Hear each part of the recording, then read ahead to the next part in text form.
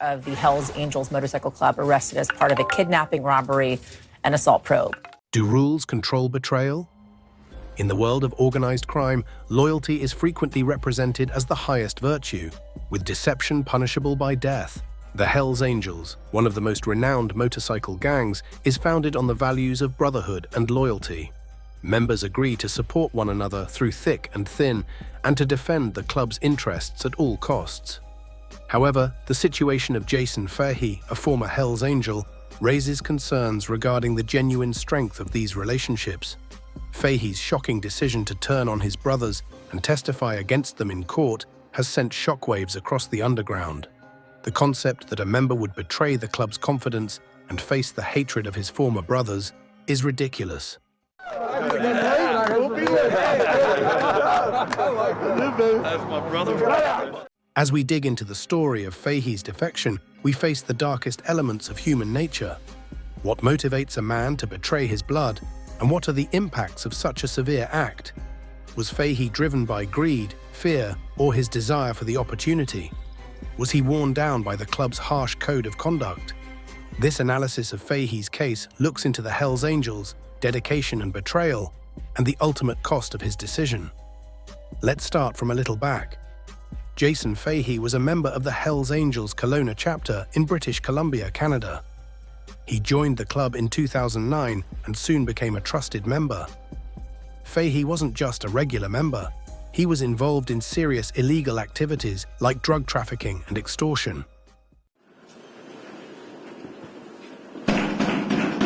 Police! FBI! Open the door! For the Hells Angels, he was one of their brothers. But 2012 was a game changer. Everything changed. Fahey was arrested by the Royal Canadian Mounted Police. He was accused of trafficking cocaine and being part of a criminal organization. If found guilty, he could have spent the rest of his life in prison.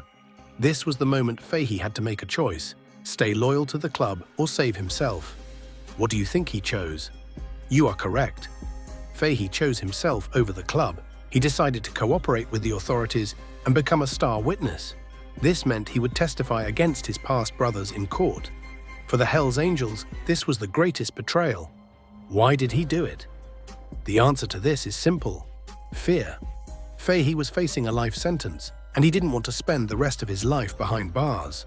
By cooperating with the police, he could reduce his sentence and maybe even walk free one day. But this decision came at a huge cost. When Fahey said brothers, did he mean it?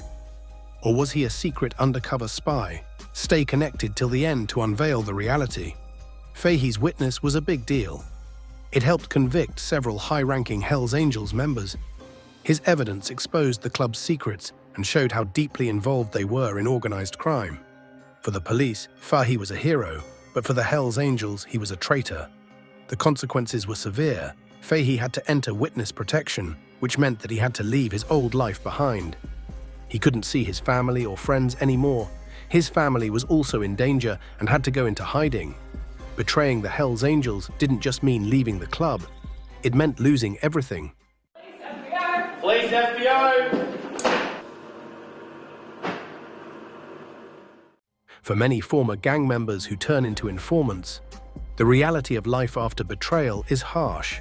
It's not just about the immediate danger. It's about the psychological burden of constantly looking over your shoulder. Even with a new identity, ex-members live in fear of being recognized, hunted down, or worse. Law enforcement agencies provide witness protection programs, but they can only do so much.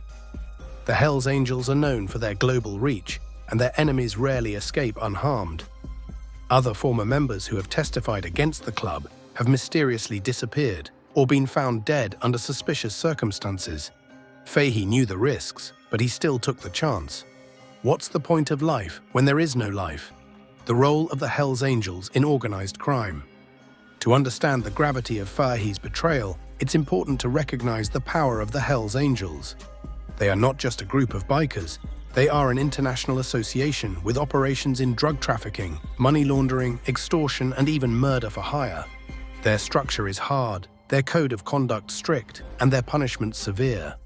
Periodically, now and again, one law enforcement group or another rises up against a secretive black leather and motorcycle club with the picturesque and now infamous name of the Hells Angels. For decades, law enforcement agencies around the world have struggled to tear down their operations.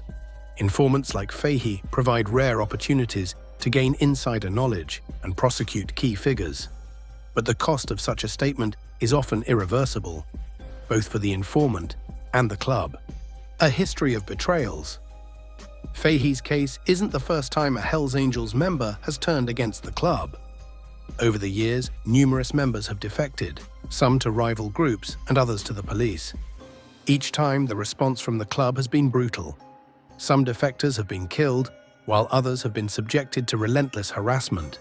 One notable case is that of Anthony Tate, a former Hells Angel who became an informant for the FBI in the 1980s. His undercover work led to dozens of arrests, but he had to vanish completely to avoid retaliation. These stories highlight a pattern. Once you betray the Hells Angels, there is no coming back. Fahey's story raises an important question. Is it wrong to put yourself first? In the world of organized crime, loyalty is everything. Members are expected to stand by each other no matter what. But Fahey's decision shows that loyalty isn't always black and white. When faced with the possibility of spending the rest of his life in prison, Fahey chose survival.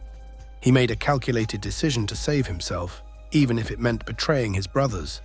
Some people might say he did the right thing. Others might call him a coward. But the truth is, Fahey's story is more complicated than that. Law enforcement seizing around 25 firearms, ammunition, multiple high-capacity magazines, and gang affiliate paraphernalia. The psychological burden of betrayal. Turning against an organization like the Hells Angels doesn't just carry physical risks. It takes a mental weight as well. Imagine living every day knowing that a group of dangerous men want you dead. The fearfulness, the isolation, the guilt. It all adds up. Many former informants suffer from depression, anxiety, and post-traumatic stress disorder. The very thing that saved them from prison becomes the source of lifelong fear. For Fahey, there is no happy ending. Even if he remains safe, he will never live a normal life again. He will always be running, always be looking over his shoulder, and always be a man without a home.